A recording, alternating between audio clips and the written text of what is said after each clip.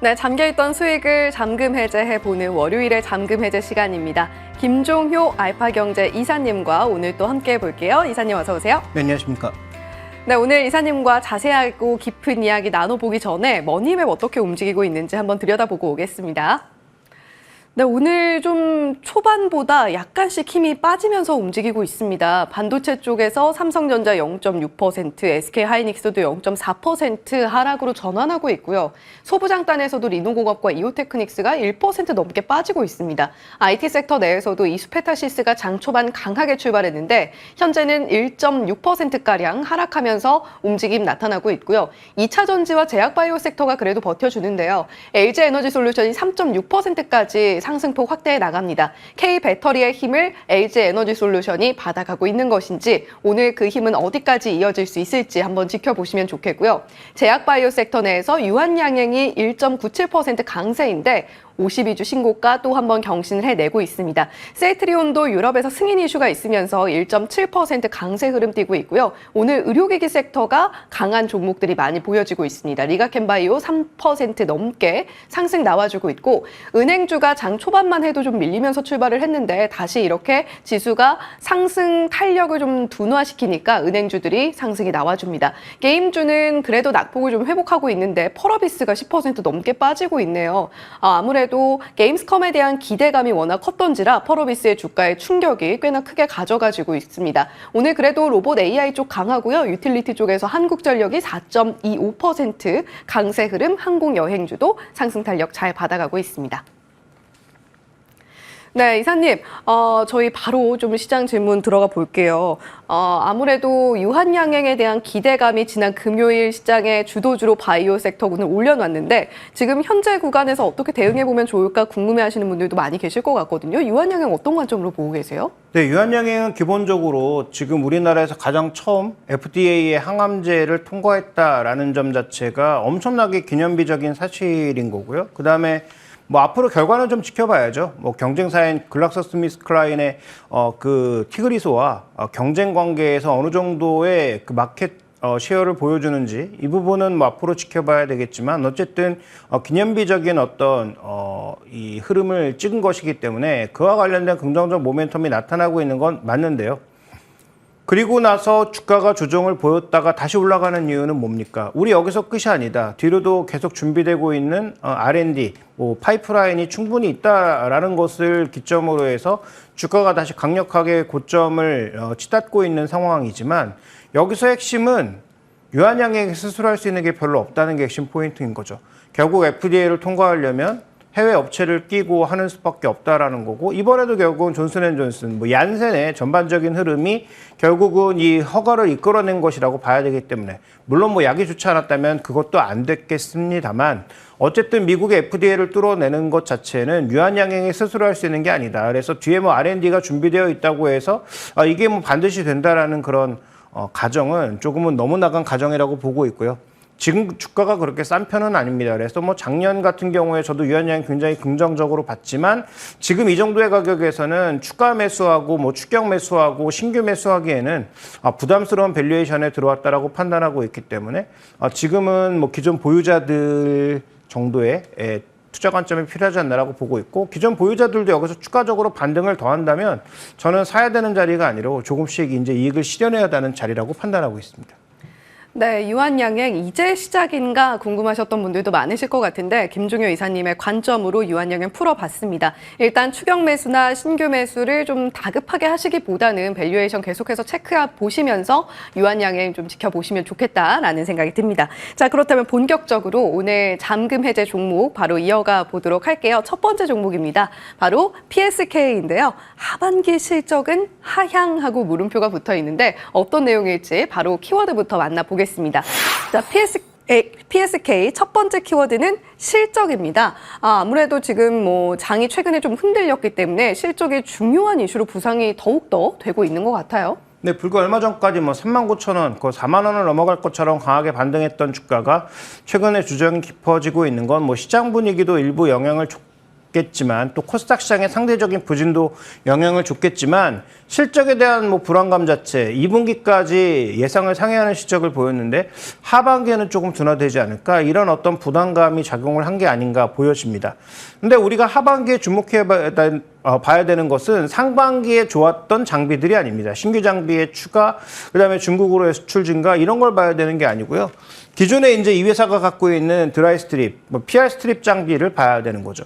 이게 메인이었고 그다음에 이번에 뭐 베베레처 같은 것들이 늘어나면서 2분기까지 실적이 좋았던 건데 신규 장비는 플러스 알파 요인이고요. 원래 이 드라이 스트립 쪽에서 전 세계 1위 업체라는 거 아닙니까? 물론 이 시장 자체가 크지 않기 때문에 전체적으로 지금 PSK가 업계 1위를 가져갈 수 있었던 것인데 지금 하반기에 삼성전자의 P4 라인도 그렇고 그다음에 SK하이닉스도 지금 M16 라인을 추가적으로 증설하는 과정이 있잖아요.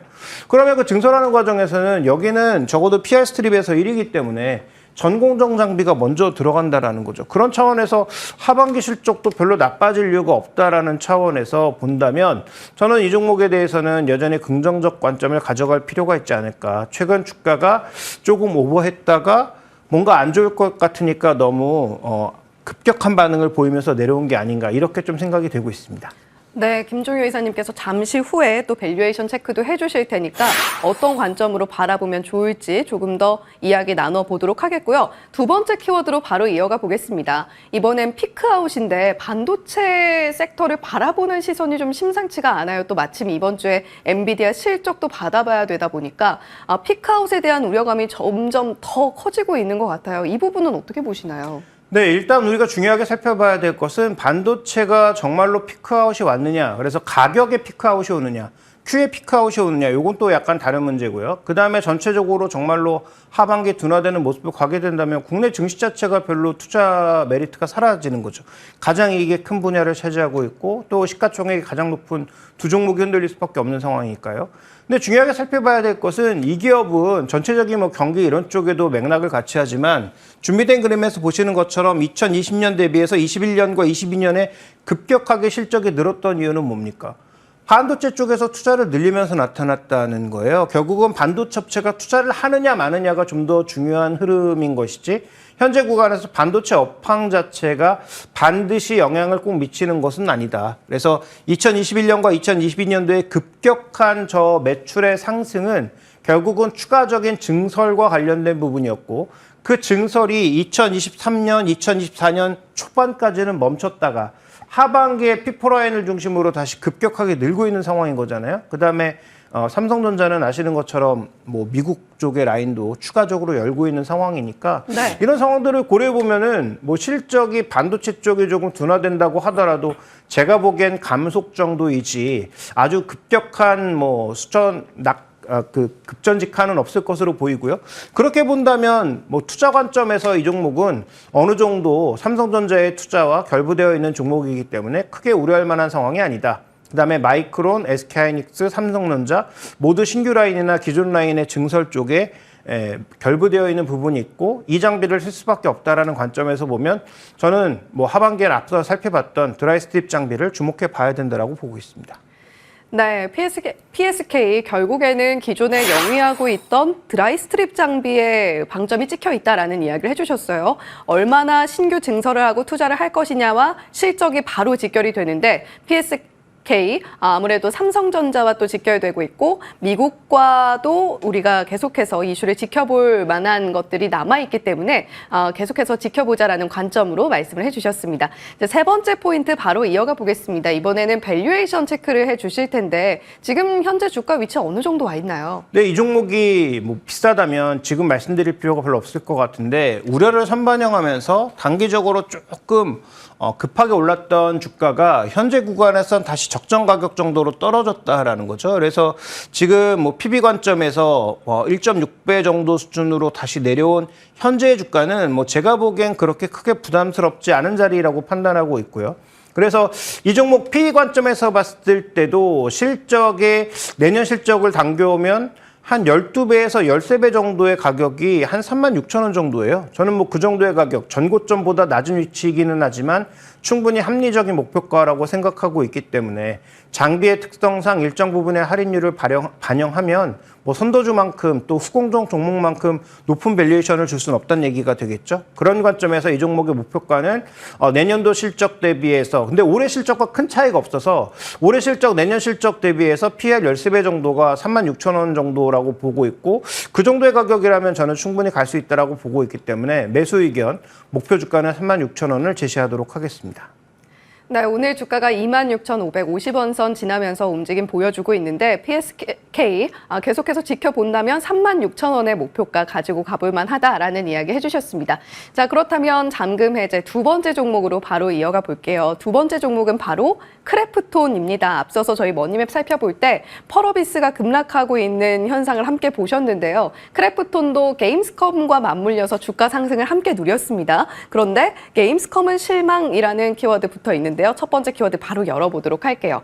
자, 크래프톤의 첫 번째 키워드는 역시 이것일 수밖에 없는 것 같습니다. 게임스컴. 크래프톤이 그래도 게임스컴에서 보여준 성과 나쁘지 않아 보였는데요. 근데 이번에 기대했던 것은 뭔가 좀 수상작이 나오지 않을까라는 기대도 있었는데, 그래서 뭐 토요일 정도까지 나온 뉴스들을 보면 뭐 기대작이 많아서 수상 가능성이 있다라는 얘기가 들려왔다가 실제 결과물은 뭐 수상을 거두지는 못했죠.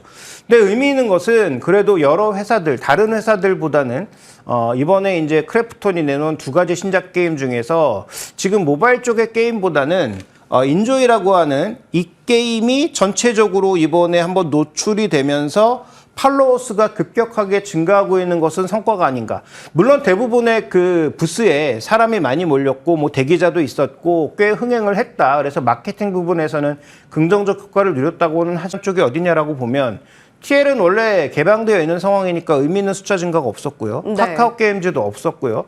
다른 여러 회사들은 별로 그렇게 크게 없었다. 카잔도 없었거든요. 그런데 인조이만 나름 의미 있는 숫자의 증가를 보였다라는 관점에서 보면 그래도 뭐 실망스럽긴 했다고 하더라도 의미 있는 숫자의 증가가 있어서 내년에 나올 게임에 대한 기대감을 조금 더 높인 것이 아닌가, 이렇게 좀 봐야 될 것 같습니다. 네, 게임스컴에서 크래프톤이 수상을 하는 데 실패를 했지만 인조이라는 게임이 확실히 입소문을 탔다, 이렇게 설명을 해볼 수가 있을 것 같습니다. 방금 김종효 이사님께서 말씀을 하실 때 옆에 영상이 지나갔는데요. 고양이 그림 저도 보니까 너무 귀엽더라고요. 게임스컴과 크래프톤의 연관성 먼저 짚어봤고 두 번째 키워드 바로 이어가 보겠습니다. 결국에는 게임이 잘 팔려서 실적에 반영이 돼야 될 텐데 이번에 게임주들이 전반적으로 실적이 그렇게 나쁘진 않았잖아요. 크래프톤의 앞으로의 실적 추이는 어떻게 될까요? 근데 크래프톤은 오히려 너무 좋아서 문제죠. 이렇게 좋으면 다음 분기는 또 약해지지 않을까라는 그런 우려를 가지고 있는 것 같은데, 지금 준비된 그림에서 보시는 것처럼 이익률이 유지가 된 상태에서 매출이 계속 증가하다 보니까 굉장히 이제 견조한 이익을 보여주고 있는 건데, 이건 이제 두 가지에 기인하고 있는 거죠. 지금 배그라고 하는 게임이 지역을 확대하면서, 인도로 지역을 확대하면서 수가 확대된 것이고, 일정 부분의 마케팅 비용을 썼지만 그래도 지금 상장사 중에 최고 이익률을 보여주고 있다는 것. 그러니까 매출의 한 절반 정도가 이익으로 나타나고 있다는 것은 뭐 엄청난 성과다라고 볼 수 있는 상황입니다. 그래서 네. 앞으로 이제 신작 게임들이 여기가 이제 여러 이제 스튜디오들이 있는데 여러 스튜디오들에서 나오니까 그와 관련된 비용이 좀 늘어날 거로 보고 있지만, 어쨌든 매출 증가를 하고 배그라고 하는 한 게임에 올인되어 있는 그 흐름에서 벗어날 수 있다면 긍정적으로 볼 수가 있어서 현재 실적은 너무 좋고, 오히려 이 좋은 실적이 단기 정점이 아니라는 부담감 자체가 현재 이 주가를 좀 가로막고 있는 요소로 보여지는데요. 저는 그렇게 뭐 큰 부담은 아니라고 봐서 지금 실적을 주가가 온전히 반영하지도 않았다. 그래서 게임스컴과 관련돼서 모멘텀 노출로 변동성이 나타난다면 지금 실적을 봤을 때는 오히려 도망갈 자리가 아니라 사야 될 자리다, 이렇게 좀 판단하고 있습니다. 네, 크래프톤에 대해서 오랫동안 이야기가 나왔던 것이 원 IP 리스크였습니다. 배틀그라운드라는 굉장히 큰 흥행작을 가지고 있긴 한데 과연 그 다음을 이을 만한 게임 주자는 무엇이 될 것이냐, 이것이 굉장히 중요한 이슈였죠. 이번 게임스컴에서 크래프톤은 오히려 그 우려를 조금 씻어낸 것 같다라는 이야기를 찾아볼 수가 있었습니다. 이제 세 번째 키워드 바로 이어가 볼게요. 역시 밸류에이션 체크를 좀 해봐야 될 텐데, 말씀해 주신 것처럼 만약에 피크아웃에 대한 우려가 아니라면 우리가 크래프톤의 앞으로의 밸류를 어떻게 좀 가늠할 수 있을지. 네, 오히려 상장했을 때는 우리가 조금 뭔가 저 밸류에 대해서 논쟁거리가 많았다라고 볼 수가 있겠는데, 급격하게 하락하면서 말씀해 주셨던 원 IP에 대한 그런 부담감을 느끼고 있다가 그 원 IP가 지역과 영역을 넓히면서 다시 조금 올라가는 모습 보여주고 있는데 이 종목 같은 경우에는 PER 거의 10배까지 떨어졌다가 지금 반등하고 있는 중이에요. 그러니까 뭐 지금도 저점 대비해서는 굉장히 많이 올라온 것처럼 보이지만 밸류밴드 기준으로 봤을 때는 과거 평균치도 회복하지 못한 아직은 굉장히 조심스러운 행보라는 것이죠. 물론 한국 게임의 성장이나 전 세계 게임의 성장이 더디 갈 수도 있는 상황입니다. 최근에 게임 산업 전체의 성장 자체가 정체되고 있어요. 왜냐하면 게임 말고도 뭐 할 게 많아지다 보니까 나타나는 현상으로 볼 수 있을 것 같은데 그럼에도 불구하고 저는 이렇게 이익이 성장하고 있는 기업 그다음에 이번에 인조이라고 하는 게임의 어떤 가능성을 봤다면 올해 실적 그리고 내년 실적 대비해서 PER 한 20배 정도는 충분히 합리적인 주가가 아닌가라고 보고 있습니다. 지금 이 종목에 아까도 말씀드렸던 것처럼 영업이익률이 40% 거의 50%에 육박하거든요.